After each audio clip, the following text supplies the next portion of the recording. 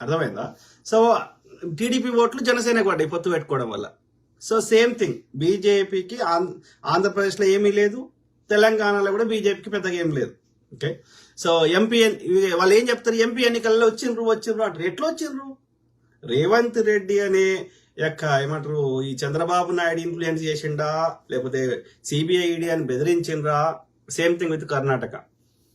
ఏమి అక్కడ డికే శివకుమార్ని, ఇక్కడ ఇతన్ని. సో ఏమని ప్రలోభ పెట్టినరో మనకు తెలియదు కానీ ఓకే లోపలేస్తాము. ఎందుకంటే ఢిల్లీ ముఖ్యమంత్రిని వేశారు కేజ్రీవాల్ గారిని. సో అట్లనే మన యొక్క శిబు సోరెన్ వాళ్ళ కొడుకు హేమంత్ సోరెన్ వేశారు.